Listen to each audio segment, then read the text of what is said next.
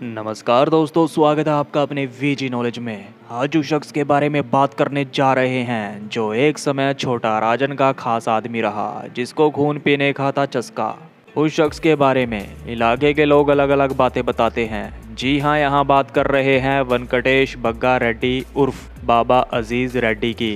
बाबा रेड्डी आंध्र प्रदेश का रहने वाला था। उसके पिता छोटा मोटा काम किया करते थे। उनके पास इतना पैसा नहीं था। जो संस्था गरीब बच्चों की मदद करती थी, उनकी मदद से उसने ITI हैदराबाद से मैकेनिक का कोर्स किया। थोड़े समय के लिए उसने इलेक्ट्रिक मैकेनिक की जॉब की। वो बड़ा आदमी बनना चाहता था। उसकी उस नौकरी से बात नहीं बन रही थी।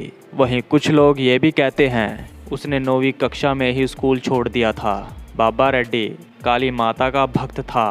कहते हैं वो पूजा करने के बाद माथे पर जानवर की बलि देने के बाद खून का टीका लगाता था। वो तंत्र मंत्र के चक्रों में पड़ गया था। जानवरों की बलि देकर वो रक्त भी पी जाता था। उसको कच्चा मटन और फ्रेश खून पीने की आदत थी। इलाके में उसकी दहशत बहुत थी। लोग उससे डरते थे। उसी दौर में वो कुछ गैंगस्टर्स के टच में आ जाता है। उनके साथ मिलकर उसने छोटी मोटी चोरियां करनी शुरू कर दी।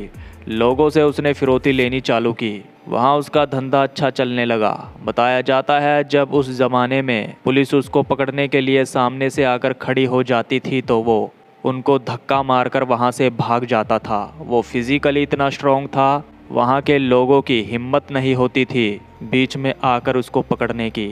जब एक दौर में हैदराबाद में धर्म के नाम पर दंगे होने लगे थे तो उसमें बाबा रेड्डी ने अपने दोस्तों के साथ मिलकर एक गली का दादा हुआ करता था जिसका के नाम बालन था, उसका मर्डर कर दिया। बाबा रेड्डी ने अपनी ज़िंदगी का ये पहला मर्डर किया था। पुलिस सभी को ढूंढने में लगी थी। बाबा रेड्डी पर पुलिस का प्रेशर बढ़ते जा रहा था। कुछ दिन बाद उसको अरेस्ट कर लिया जाता है। जेल से बेल पर बाहर आने के बाद बाबा रेड्डी ने 2 और लोगों की हत्या कर डाली। कहते हैं उन लोगों ने बाबा रेड्डी को फिरौती नहीं दी थी। जब पुलिस उसको ढूंढने में लगी थी तो वो फारूक मोहम्मद नाम के फेक पासपोर्ट से फ्लाइट पकड़कर सऊदी अरब पहुंच जाता है। 5 महीने वहां बिताने के बाद वो वापस भारत आ जाता है। उसको लगा था कि मामला ठंडा पड़ गया होगा, मगर हैदराबाद में उसका रहना अभी भी मुश्किल था। बाबा रेड्डी की पर्सनैलिटी की बात करें तो वो डेयरिंग था। वो देखने में बॉडी बिल्डर लगता था। बाबा रेड्डी पुलिस के डर से अपने दोस्तों की मदद से मुंबई आ जाता है। मुंबई में आकर कुछ डांस बार में उसने बॉडीगार्ड का काम किया। जल्द वो बार के मालिक का बॉडीगार्ड बन जाता है। वो शिवसेना के किसी लीडर का बॉडीगार्ड भी रहा। 1988-89 में वो अंडरवर्ल्ड के लोगों के टच में आ गया। वो दाऊद की गैंग के टच में आ गया था। कहते हैं वो छोटा राजन के इतना करीब आ गया था। जब छोटा राजन 1993 में दाऊद को छोड़कर 1994 के शुरुआती दिनों में अलग हो गया था तो बाबा रेड्डी ने छोटा राजन के साथ जाना जरूरी समझा। जब छोटा राजन अलग देश में जाता था तो वो बाबा रेड्डी को अपने साथ रखता था। बैंकॉक से बाबा रेड्डी जाली पासपोर्ट की मदद से कोलकाता पहुंचता है। वहां भी जब उस पर पुलिस का दबाव बनने लगा था तो वो वहां से निकलकर सिंगापुर से कार्टिनो फर्नांडिस के नाम पर पासपोर्ट बनवा लेता है। 2000 में जब दाऊद के लोगों ने बैंकॉक में छोटा राजन पर हमला कर दिया था तो उस समय बाबा रेड्डी वहीं बैंकॉक में मौजूद था। इसके थ्रू छोटा राजन की दोस्ती संतोष शेट्टी से हुई थी। बाबा रेड्डी राजन की मैंड्रेट फैक्ट्री को चलाना शुरू कर देता है। 2000 के बाद जब संतोष शेट्टी का छोटा राजन के साथ मनमुटाव आने लगा था तो बाबा रेड्डी छोटा राजन को छोड़कर संतोष शेट्टी के साथ चला जाता है। इंडोनेशिया में उन्होंने एक इंडियन रेस्टोरेंट खोला। जब बाबा रेड्डी की संतोष शेट्टी से भी बिगड़नी शुरू हो गई थी तो वो इंडोनेशिया छोड़ वापस इंडिया आ जाता है। एक समय बाबा रेड्डी ने सुभाष सिंह ठाकुर के साथ भी काम किया। बाबा रेड्डी माहिम में काली मंदिर में अक्सर जाता रहता था। वहाँ से निकलते समय एक माहिम दरगाह पड़ती है, वहाँ भी ये शख्स रुक जाया करता था। वहाँ दरगाह पर एक लड़की अक्सर घूमती रहती थी। बाबा रेड्डी की निगाह उस लड़की पर टिकती है। उसको वो लड़की पसंद थी। उसका वो प्यार एक तरफा था। एक दिन हिम्मत करके उसने लड़की को बोल दिया कि वो उससे प्यार करता है। लड़की का कोई आगे पीछे नहीं था, वो दरगाह के आसपास घूमती रहती थी। लड़की ने बताया, मैं मुस्लिम हूँ और मेरा नाम शहनाज है। अगर आपको मुझसे शादी करनी है तो आपको इस्लाम धर्म कबूल करना होगा। वहीं बाबा रेड्डी ने लड़की को कहा कि तुमने शादी के लिए हाँ तो कर दी है, लेकिन मैं क्रिमिनल हूँ, मेरे ऊपर कई केस चल रहे हैं। लड़की ने उसको कहा, मुझे इससे कुछ लेना देना नहीं है। शादी करने के चक्कर में बाबा रेड्डी इस्लाम कबूल करके अपना नाम अजीज बाबा रेड्डी रख लेता है। विवेक अग्रवाल की माने तो 1997-98 के करीब एक बार क्राइम ब्रांच की टीम ने अरुण गवली की गैंग के एक बड़े गैंगस्टर को सीरियस क्राइम में पकड़ा था। जब वो लोकल पुलिस रिमांड पर था तो उसकी इंटेरोगेशन चल रही थी। वो बदमाश कुछ नहीं बता रहा था, वो बहुत शातिर था। जब पुलिस 3rd डिग्री का इस्तेमाल करती थी तो वो शख्स जमीन पर लेटकर गोल गोल घूमने लग जाता था और अजीब अजीब सी आवाजें निकालने लग जाता था। कई बार तो वो बेहोश होने का नाटक करने लगता था।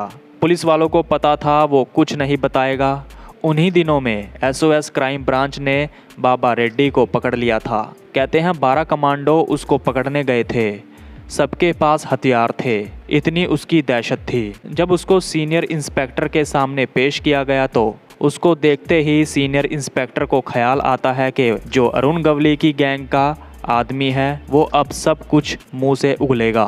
उस सीनियर इंस्पेक्टर ने कहा, बाद में इससे बात करेंगे, पहले इसको उस सेल में बंद कर दो जिसमें अरुण गवली का गुर्का है। शाम को जब उसको उस सेल में बंद किया गया, सेल में पहले से बंद व्यक्ति ने बाबा रेड्डी का नाम सुन रखा था। बाबा रेड्डी सेल में जाते ही पूजा करता है और चादर ओढ़कर सो जाता है। उसने उसको कुछ नहीं बोला।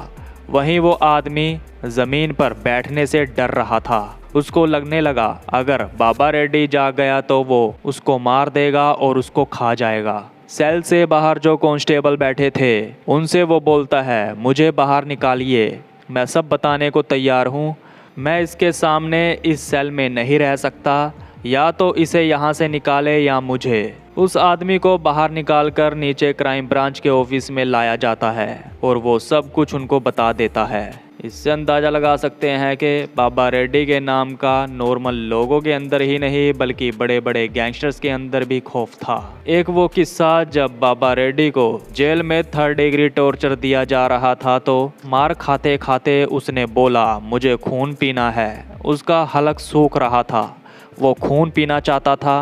लोगों को पता चला कि ये व्यक्ति मर्डर करने के बाद उनके खून से चावल खाता था। उसको इसकी आदत पड़ चुकी थी। उसने हैदराबाद में अपना खुद का गैंग बनाया। उसकी गैंग का नाम था बी गैंग। उसकी गैंग में नए लड़के थे। लोगों से उन्होंने फिरौती मांगनी शुरू कर दी। उसने एक व्यक्ति को मारने की कोशिश की मगर उसकी जान बच जाती है।